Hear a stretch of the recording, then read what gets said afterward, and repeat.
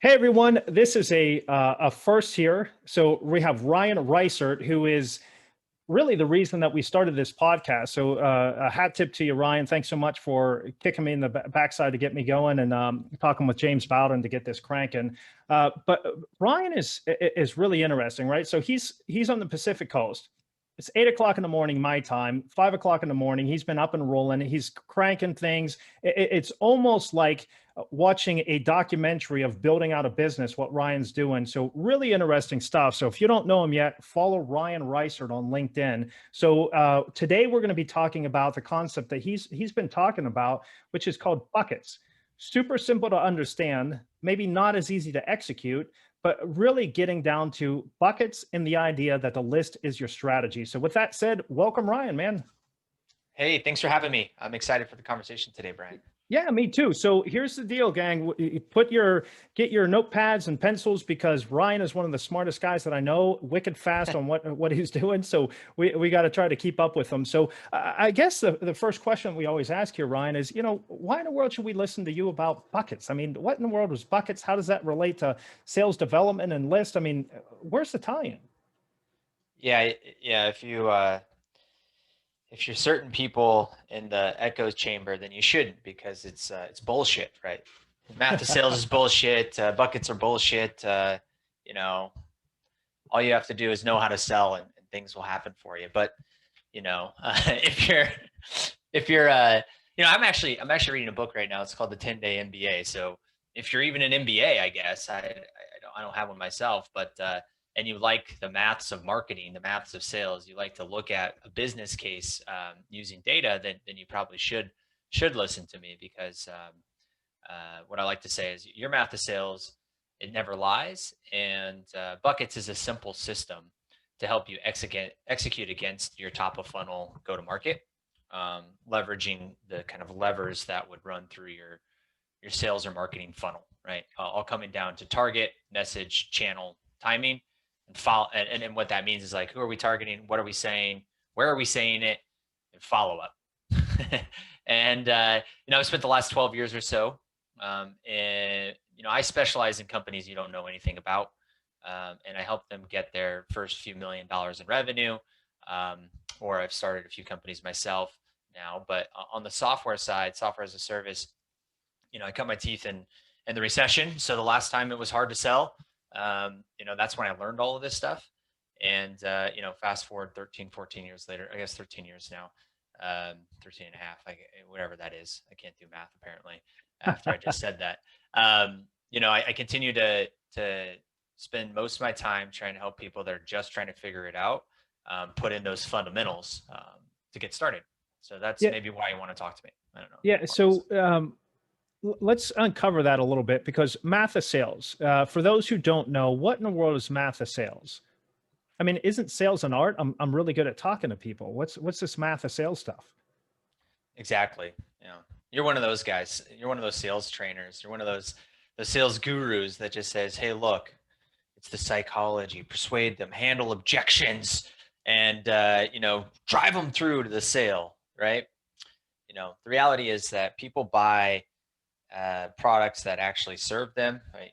First and foremost, if you don't have a product that actually solves a problem, like it actually works, you're going to be in big trouble. So old school sales, old school sales being the psychology of sales. Well, there's kind of a place for that. It really doesn't work in the modern era, in my opinion.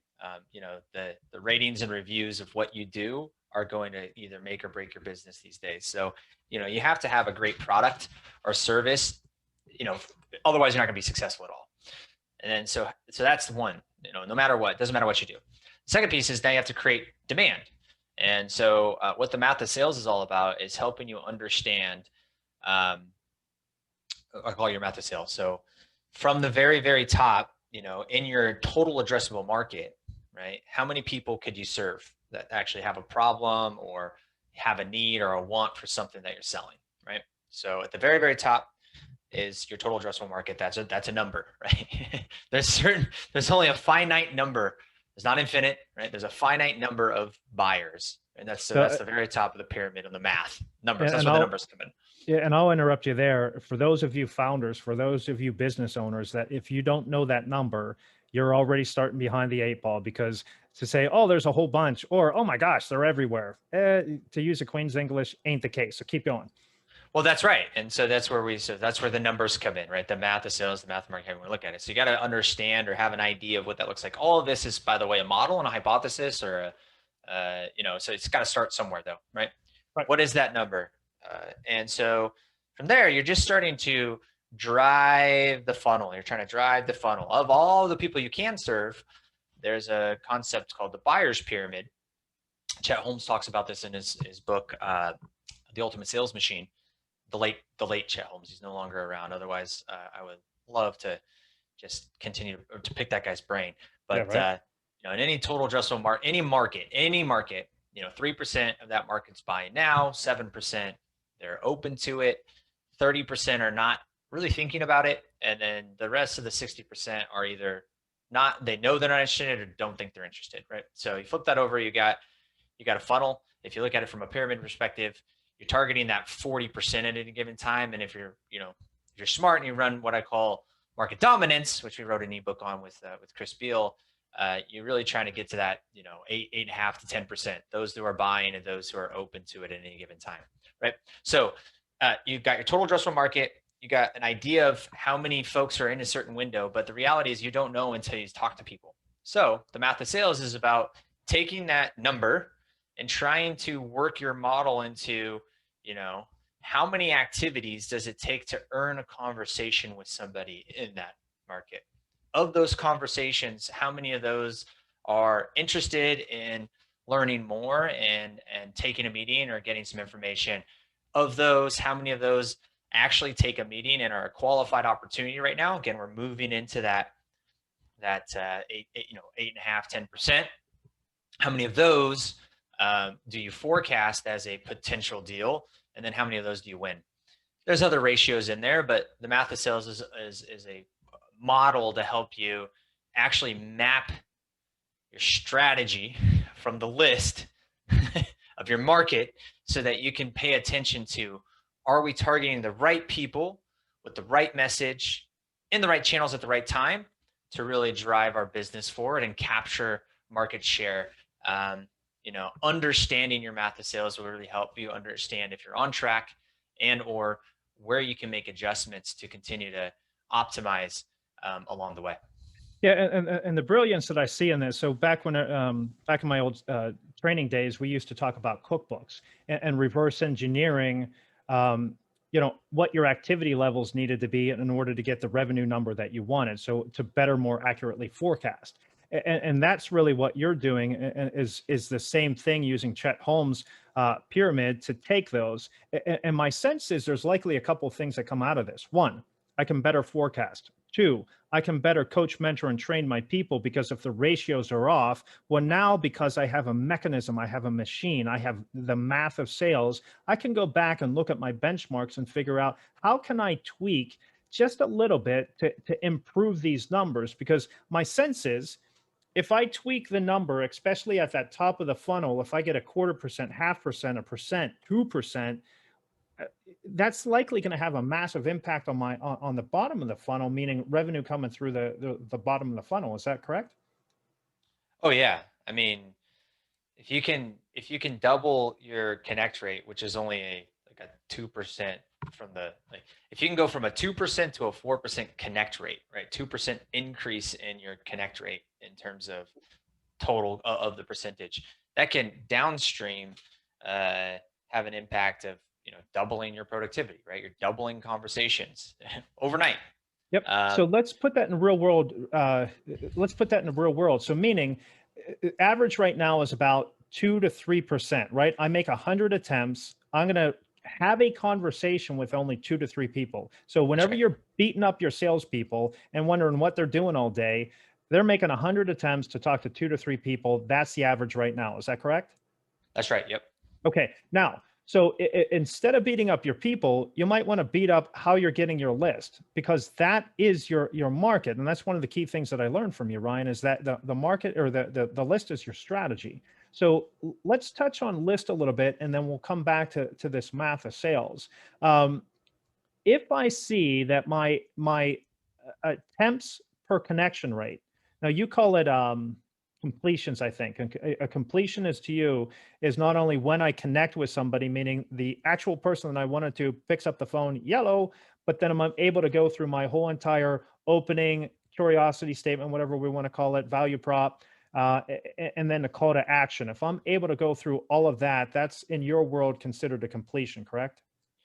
Yeah, it's a new, I think, great, what do we call it, metric or outcome that just tells the story. Some people call that a meaningful conversation, but there's some subjectivity to that. And I've taken that verb or whatever that word is, whatever that is, the describing word, adjective, is that what it is? I don't know. Something I'm like not that. a language. Uh, Completions comes from a book, Telephone Prospecting in the 80s. Okay. There's it was sent to me from Noah Goldman, and it's so funny because it's like, hey, this is even before the connect and sell era. It's like, it doesn't matter if you do 50 attempts or 100 attempts. At the end of the day, the only thing that matters is completion. And again, that completion is, I got you on the phone, Brian. You didn't just hang up or say I'm busy or whatever. You said, yeah, sure. What's going on? How can I help you?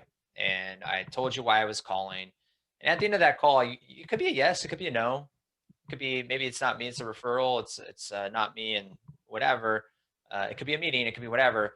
But they heard what you had to say, and there is a next action. You've decided as a sales professional that you're going to either follow up or take them out of your follow up cadence or your sequence or whatever you want to call it. And I call that the list, your follow up Yeah. list, because the list is your strategy.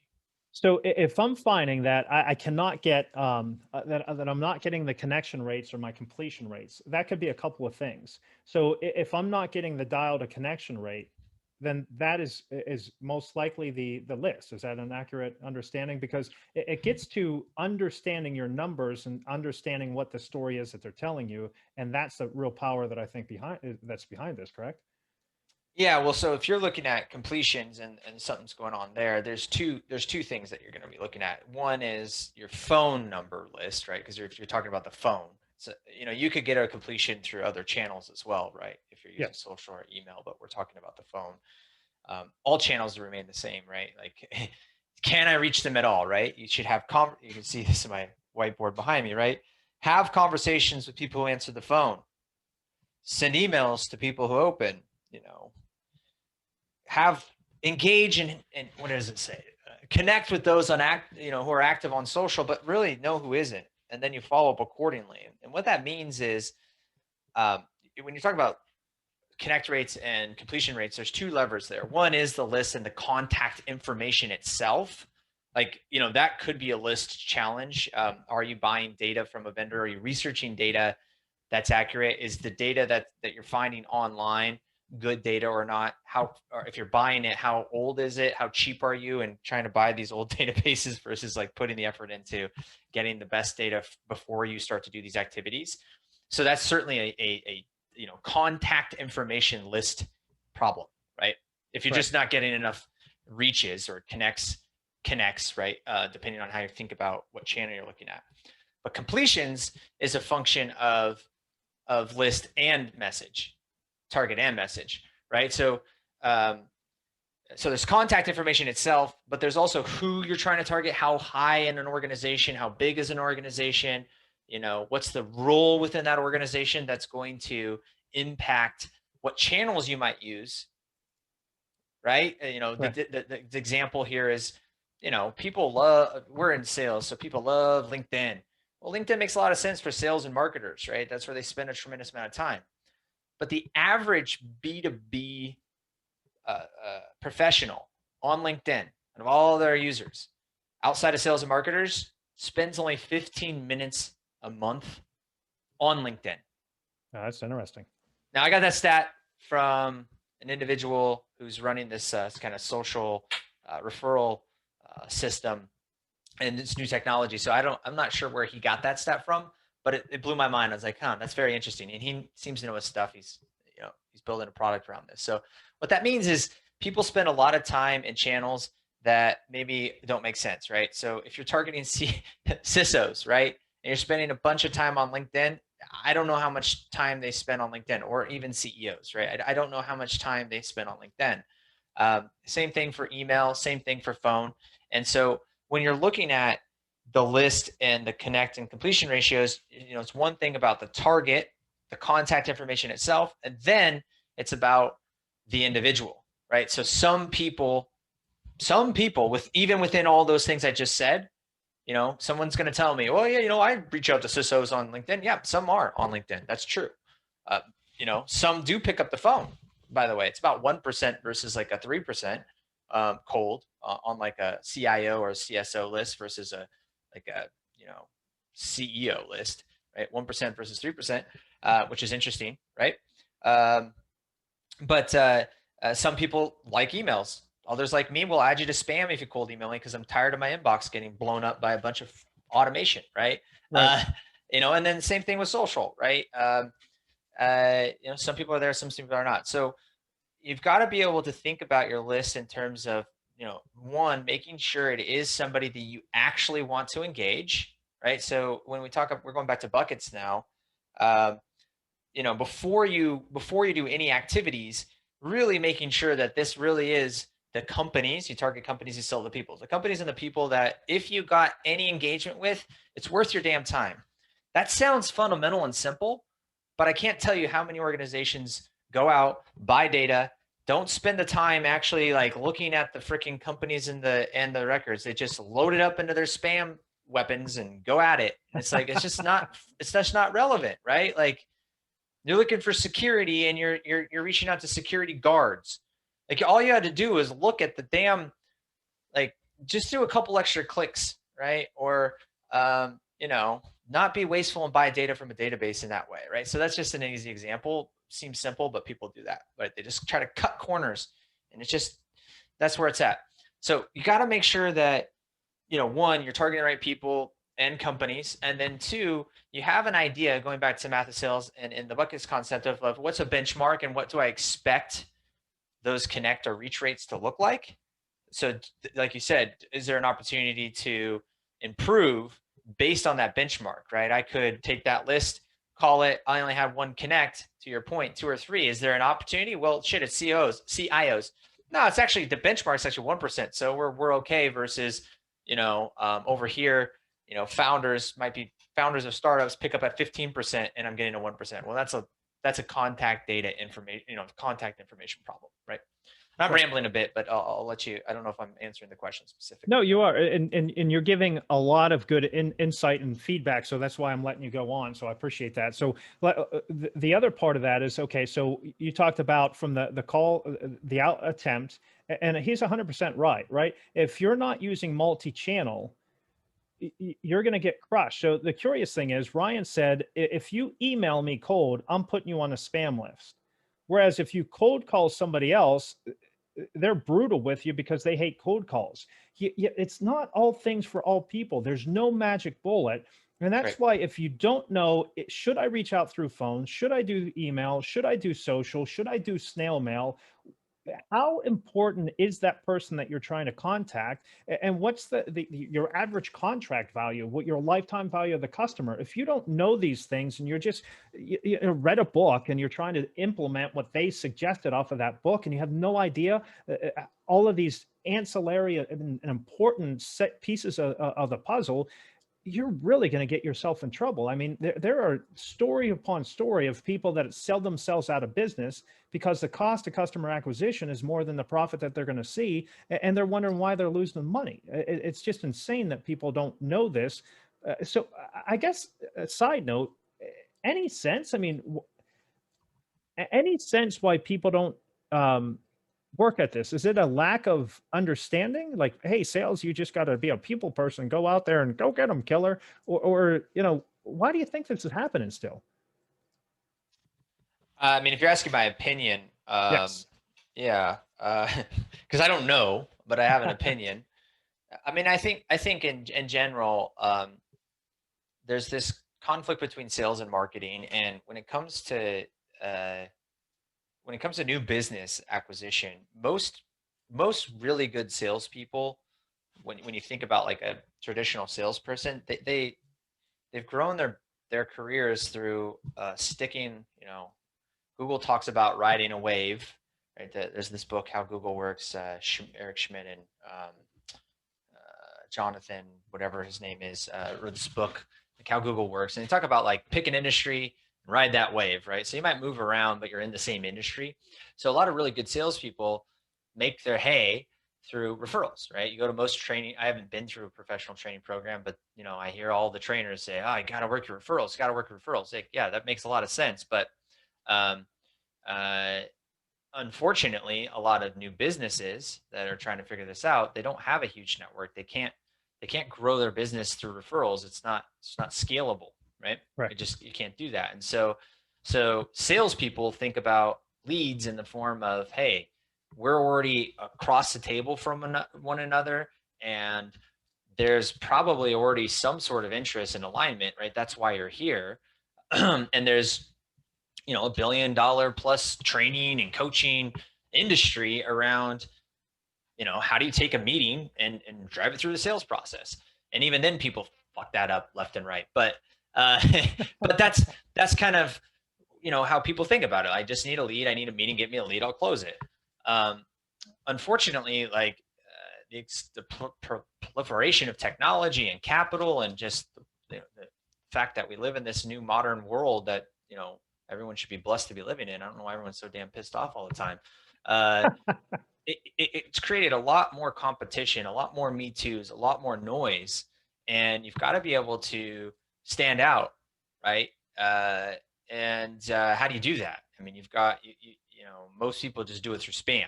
Let me just throw my noise, let me just throw my message out there and see what sticks. B2B marketers, which is what we're talking about.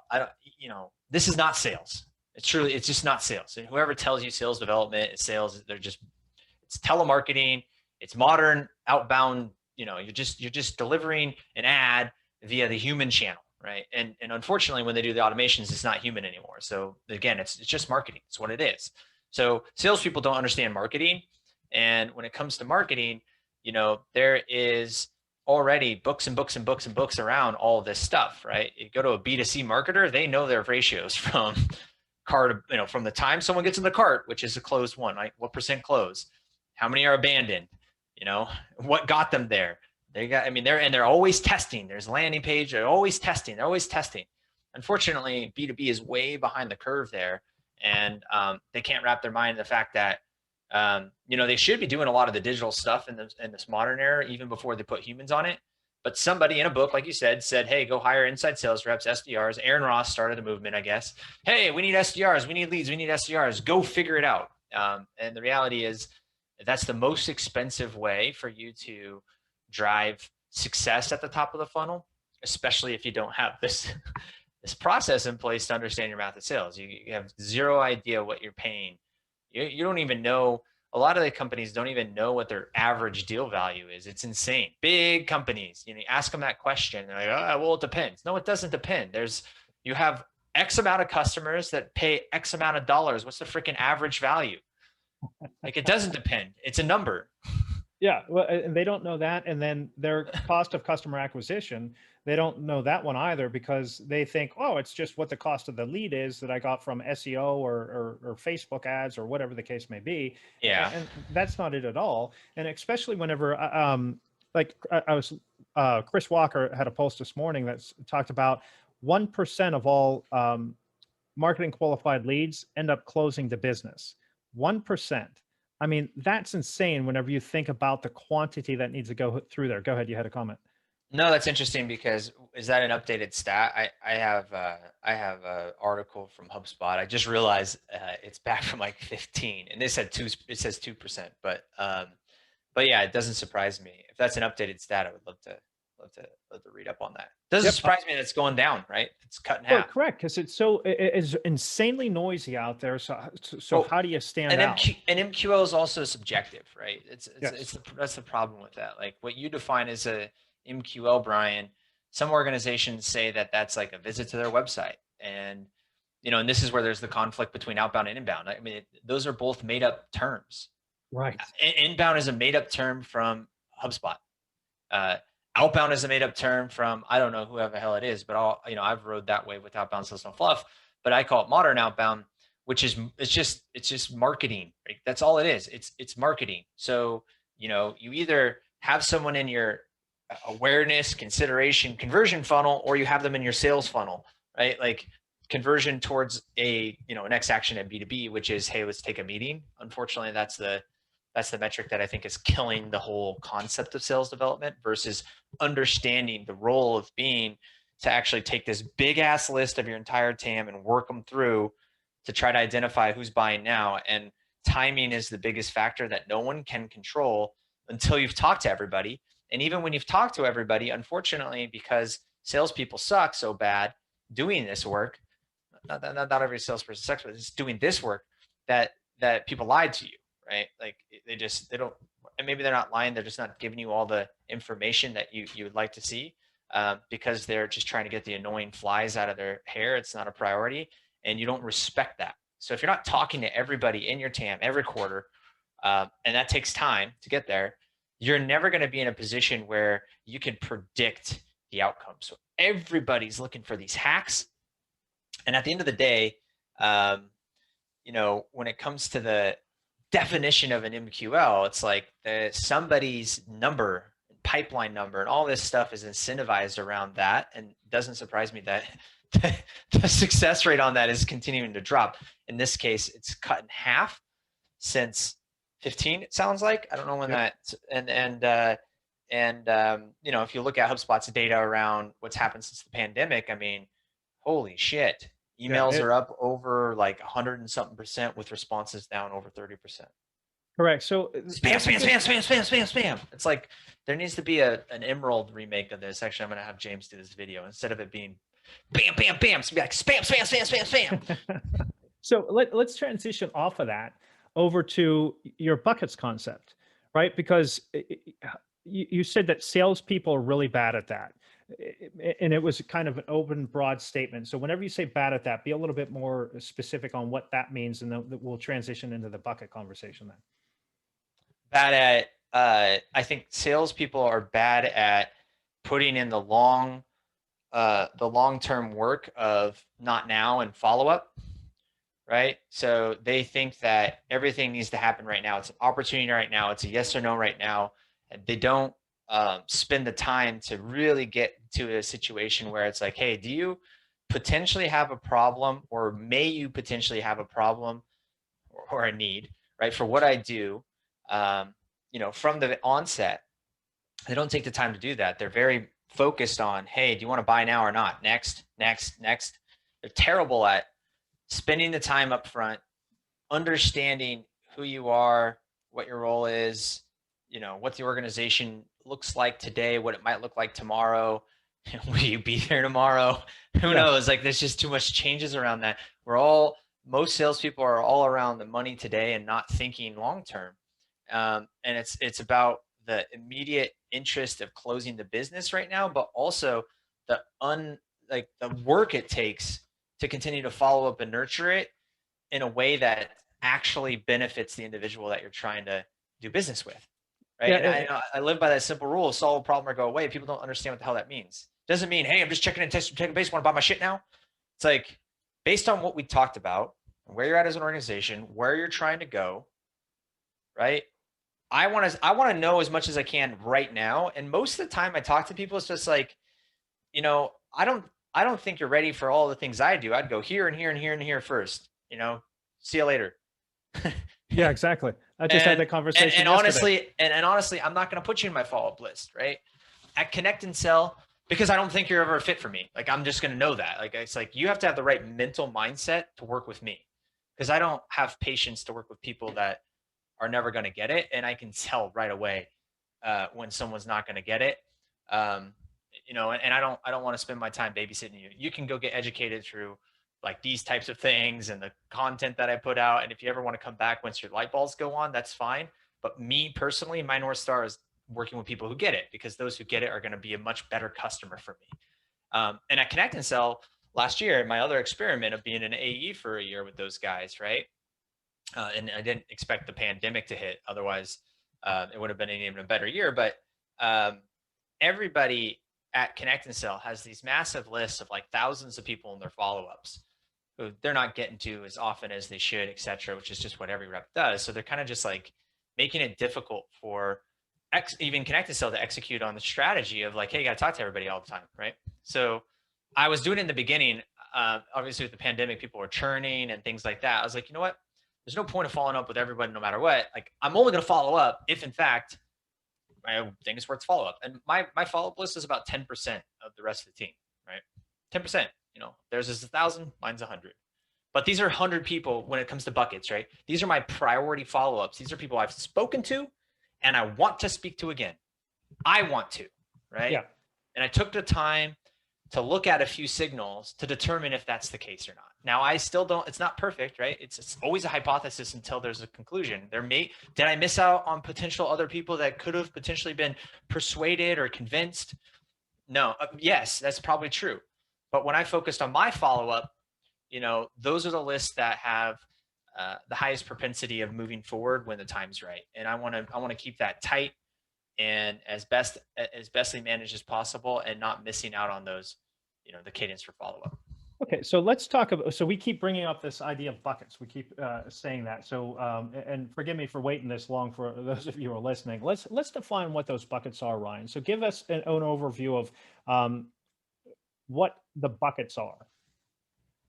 Yeah, and if you want, Brian, I can send a link to the guide for people who are listening afterwards if you want to publish it. Yeah, that'd be great. The free guide to buckets, so people can look at this. It's out of chapter 6 in the book. So buckets is just a simple methodology at the top of the funnel that that gives you stage definitions and exit criteria.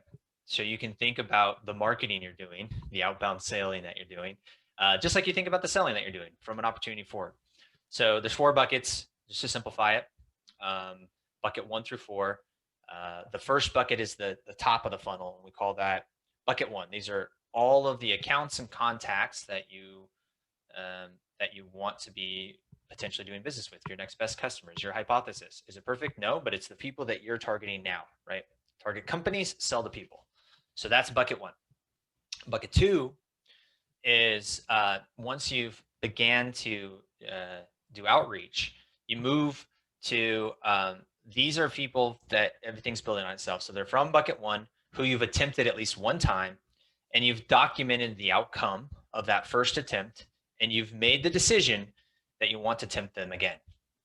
So what does that mean? For phone, you make sure that the number that you're calling, you know, looks like it's a number that's worth calling. For email, the frickin' email delivered. It just sounds simple, but you know, it is what it is. People. It doesn't start with name of info or sales. Right. It's exactly exactly. If it's social, you know, the person's active. This is the most important bucket, right? And so there's a tremendous amount of little nuanced things here that will make or break your ability to execute buckets and see the incremental lift just by going from bucket 1 to bucket 2 and paying attention to the validation steps that I'll talk about in just a second, can double the number of connects you'll have overnight, right? Take a list, go from 1 to 2, cut out the bad, focus on the ones that have a higher propensity, have 2x more conversations overnight, no technology, no headcount. That's the thing.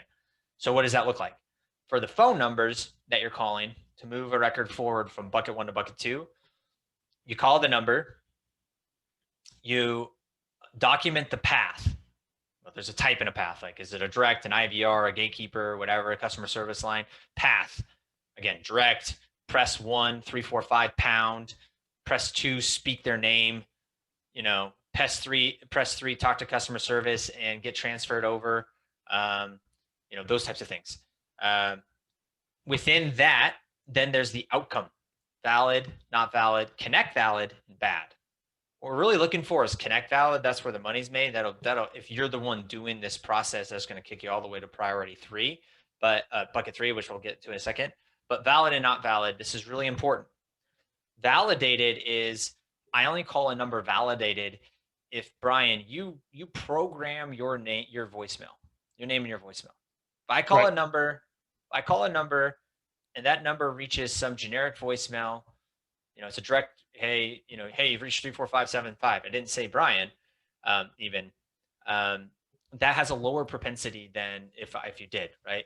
Versus not valid is you go through this path, maybe you went through a directory, even Brian Whittington, and I guess your voicemail is like extension 345 is not available. That has a much lower propensity to pick up. If you look at your average connect rate on just calling a list without doing the validation process versus calling a list with this validation process, by splitting into valid and not valid, you'll see just that step will have about a 20 to, some cases it's much higher, but 20 to 40% increase in connect rates if you just split those up the next time around. But where the real money is made is those who pick up. Those who pick up, that's what I call connect validated. They tend to pick up again. And so those who pick up, if you just focus on those who pick up, can have like an 8 to 10x from your baseline increase in dial to connects. But if you're just calling randomly and you have a bucket of what would include validated, not validated, and connect validated in this bucket, you'll always see about that 2x lift. So that's how the phone works. Email is pretty straightforward. I highly, highly recommend, if you're doing email as an outreach, is have a very personalized message that's automated, for the first touch. It's really easy to create a very couple sentence subject line that might get some engagement message that goes out as always your step one. And the easiest way to do this is, if you're running buckets, is if you call, you get to a voicemail, you leave a voicemail, and that first message is my voicemail, right? So, my voicemail, hey, I just called and left you a voicemail. Wanted to follow up on email in case this is your channel. I'll be following up again shortly. If this, looking forward to chatting, something like that, right? Yep.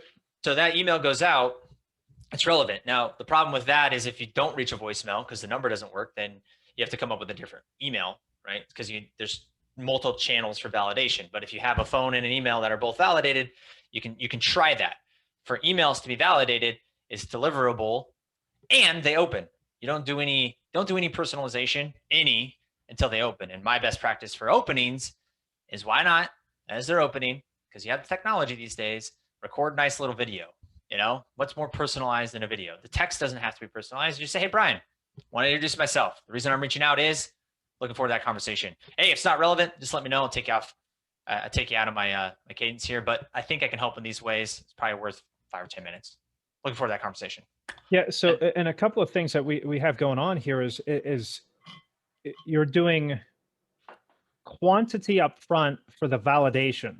So the sales enablement tools for the validation. So then you can get more customization once they're validated, because it takes time to do that customization. So if you're going to take that time, make sure it's time with the right person at the right type of company that you want to work with. I mean, it's absolutely logical. I love it. Yep. And then the final thing is social, right? Like all these cadence systems have you go to social and like follow and connect. Again, the average B2B professional, if you're not selling to sales and marketing, it's 15 minutes a month. They don't have looking at your shit. They don't know if you viewed this whole concept of, view their profile so they know you. It's like, that's just bullshit. Like they're not going into this is the most egocentric bullshit I've ever heard. Like they're not looking at their LinkedIn and looking at their view. They're not in sales, people. Wake up. Now, if you're selling to salespeople, maybe, but even sales leaders aren't doing this. The sales rep would be. The sales rep will see that you viewed their profile because they want to lead. But even I don't know very many VPs of sales at companies you probably want to try business with that are sitting there going, oh yeah, who's viewing my profile? They're not doing that. They're busy. They're working. They're doing their own shit. Right. Get that out of your head. I don't care what outreach or sales law or any of these tools that sell systems to tell you to do these things are telling you to do. It's just bullshit. So don't do that until you see, oh wow, this person, is posting daily, comments on a bunch of people's posts, right? I can see this person's active. Then you might want to go and do some of those tactics, but not until then. Yeah, and one quick way of doing that, if you just go on their profile, you can look under their activities, click posts, see what they're doing, see if they're on there. I mean, it takes a couple of seconds. So yeah, really good. All right. So we talked about bucket. Go ahead. You were going to say something. No, you're spot on. Okay. So we talked about going from bucket 1, that's cold, the great unwashed, to bucket 2, the validated list. Now we're talking about moving from bucket 2 to bucket 3. Yeah. So now you moved. You've got the fact that, wow, I've got a validated attempt. Again, uh, dial gets to a voicemail. You can keep calling not valid, but I would split that out. If you only have so much time in the day, which we all have, you're only calling your valids in the working bucket.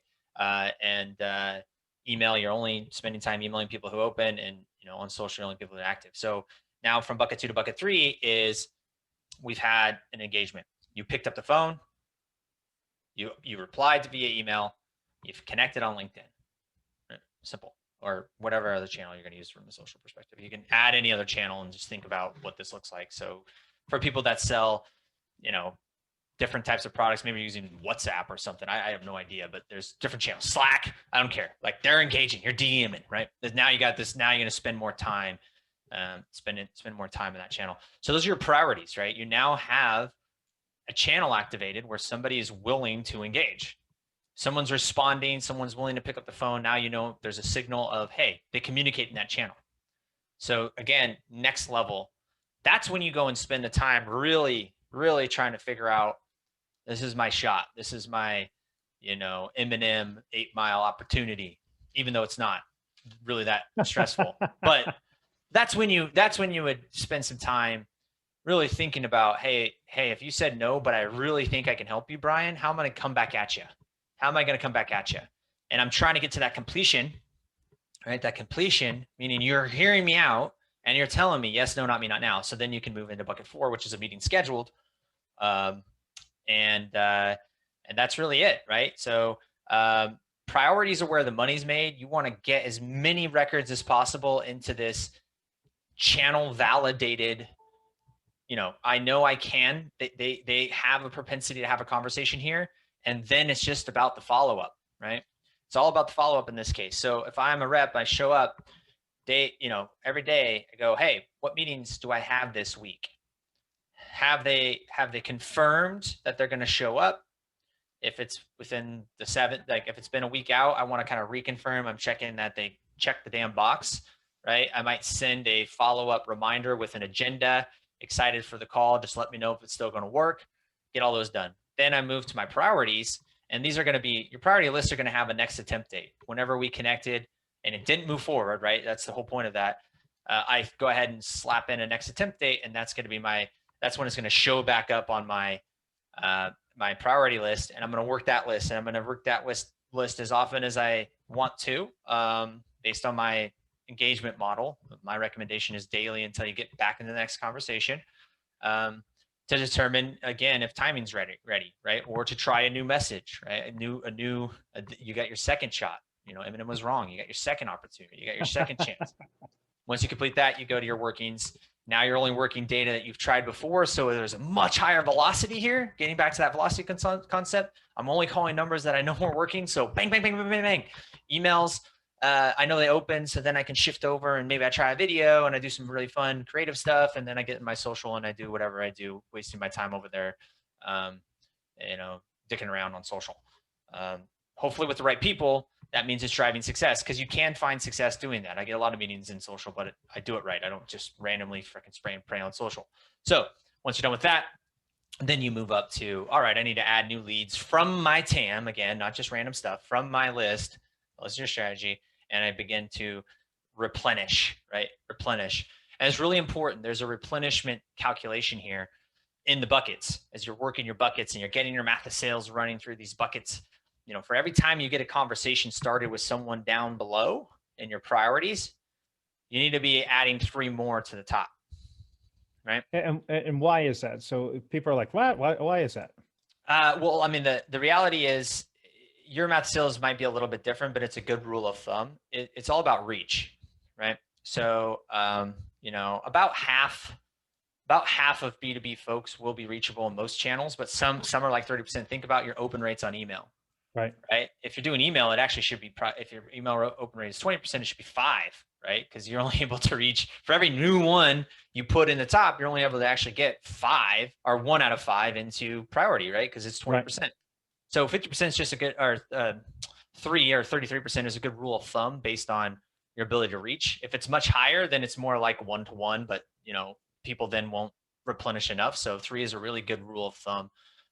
for backfilling your lists to ensure you're always having enough net new leads running through, and keeping your math of sales nice and tight.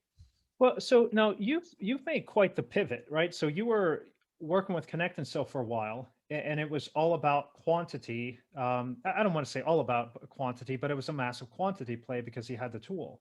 And it seems like with this bucket methodology, you've made a massive switch. I mean, if you looked at your expected attempts the old way that you were doing strictly through Connect and Sell, and you're looking at it now today, leveraging this bucket technique or this bucket process, how much of a difference is there? Oh yeah, no. Just to be clear, I haven't made the shift at all. Like that's why I've always used Connect and Sell. Connect and Sell has always been a weapon for me to quickly move from a big list to a small list. And that's what I was talking about earlier. Most people don't use that correctly. Connect and Sell's power is to manufacture your follow-up, get to priority as quickly as possible. That's always been the benefit. Even at the sales developers, we used Connect and Sell because we use buckets. We use Connect and Sell to go from bucket one. Actually, we actually use Connect and Sell to go from bucket 2 to bucket 3 because we had a whole research team. I bought a company called Steward, which would do all the research ahead of time and go from bucket 1 to bucket 2, call validate ahead of time. So, but Connect and Sell's value is trying to figure out who picks up the phone. Now, when I was live streaming and working as a sales rep, there's a requirement to use Connect and Sell to book appointments for yourself. But in my opinion, Connect and Sell's value is high velocity, getting to the people who pick up so you can manufacture your follow-up. Once you have your follow-up and your priorities, you know, I've always had an interest. I never personally used Connect and Sell until last year to do my follow-ups. But if you noticed on the live streams at the end of the year, I shifted over. I wasn't even using Lightning. I was moving to Connect on Live Voice because if I've already connected with you before, I know you're a phone picker upper. I want to be prepared to have that conversation. And even if there isn't a direct path, like you have an assistant and things like that, I can start to gather more information. Like I said, you're prioritizing, you're trying to gather more information. You're trying to get that next shot, that next M&M shot in your priority bucket. So I don't recommend high velocity to your priorities. Once you know someone picks up, you don't need a shit ton of automation. You shouldn't need it. You can put that at the very top of the funnel. And so my breakthrough, no pun intended, with the Connect and Sell is like the value of the system really is having a team of specialized reps that will do your daily dials, if you will, right? So me as a rep, I don't sit in Connect and Sell waiting for a connect. I can outsource the bucketing system all the way to Connect. And then me as a rep, I only follow up with people who've picked up the phone before. So before you get your large list, you wait there. There's 10, 15, sometimes 20 minutes before it connects because it's ripping through data. It's getting the bad stuff out. It's doing that. And Connect still does a good job with that. But that's still a waste of my time as a rep because those who pick up again. It's not like you only have one shot. So if I have another team who validates for me ahead of time, and then I only reach out to those who've picked up before, my dial to Connect will always be 10% or better for the most part. That's how Connect and Sell's data's worked. And that's what I'm bringing to the market now is, hey, you want to focus on having conversations with people who pick up the phone and know who doesn't, you know, send me your list. I'll get you the ones who pick up and then you can focus on follow up accordingly. Interesting. So that's a 3 to 5 times increase in connection rate. Yeah, I say 2. Brent, I would just say expect 2. It depends on your list, right? Your math sales is your math sales. But Brendan has been, Brendan McDonough just jumped on yesterday and shared his experience so far. He's seen a 5 to 8 lift on his connect rates. So he's using the system right now. He's got my specialized team making calls all day long. And then when someone picks up, it gets shifted over to him. He makes the calls behind it. And he's seen about, anywhere from like I said, 5 to 8x increase from the baseline. And that data is continuing to get published now. I've been doing the case studies on that. Got another customer that I've used even within Connect and Sell the bucketing process where you just allow another team to do it ahead of time. The baseline dial to Connect of like an 83 goes down to a 5 on the Connect validated list. So 83 dials down to 5 dials needed to have somebody pick up. Yeah. That's a massive, massive change. Yeah, Well, you just got to understand what you're doing is you're whittling down to those who pick up. It's the exact same list, but we're doing is focusing on those who pick up. Those who pick up tend to pick up again. It's yeah. just math.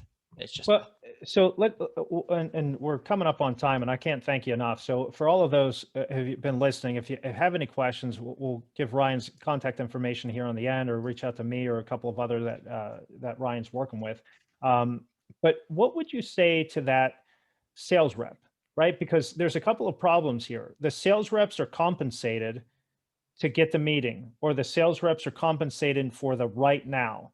And what you're suggesting is delayed gratification here. What you're suggesting is a look into the future to know that I'm planting seeds, I'm tilling up the ground, I'm fertilizing it. Right? There's a lot of heavy lifting, hard work here. So what do you say to that rep of, why in the world would I call somebody whenever they already told me no? Why would I call them back? Yeah, I mean, you only call them back if in fact they're someone you think you can help, and so you call them back because there's a misinformation and you're trying to identify timing. So if the assumption is that this is someone you might be able to help, and the first time they said no, it's probably not no to your product, it's just no to timing. And so you've got to go and try to keep manufacturing those follow-ups until that follow-up list until you get to the right time, right? Correct. In your market, 3% is buying now. So most people are going to tell you no because it's not right. It's not a priority. It's easier to do. Yeah, it's easier to say no instead of thinking through things. And the parting thought on this is, you said talk to everybody once a quarter. Mm-hmm. How much does the market shift every single quarter? It's unbelievable. So, I mean, look at the public markets, right? yeah. So it's not, don't use this as gospel in that I have to call everyone every quarter. I'm thinking if they're under a 3-year contract, maybe that one you call once a year, then every 6 months. And then once they're coming up closer to the contract, then you're at a quarterly basis there. I would think, if not sooner. Yeah. I mean, depends on how big of a market you're selling into. If you only have, most people have a much larger market than they think.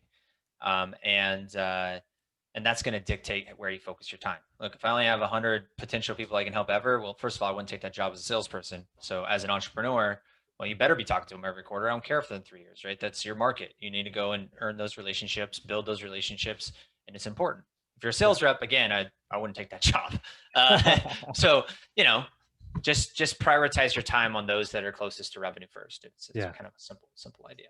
Well, Ryan, you've been, as always, so insightful. Tons of stuff here. Thanks so very much. So we talked about your best hacks. We talked about your resource, 10-day MBA. Let's talk about the book here, Outbound Sales No Fluff, which hits the bucket list. We're going to get Ryan's link to his what would it say, guide to this, so you can. It's the guide to buckets, yeah.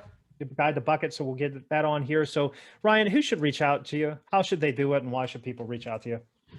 Yeah. I mean, you can reach out to me if you want to talk about any of this stuff, sales and go to market. If you're a founder, CEO, trying to figure this out for the first time, or if you're a rep who's trying to, get off their feet and really start to have success, give me a ring. My number's in the headline of my LinkedIn profile.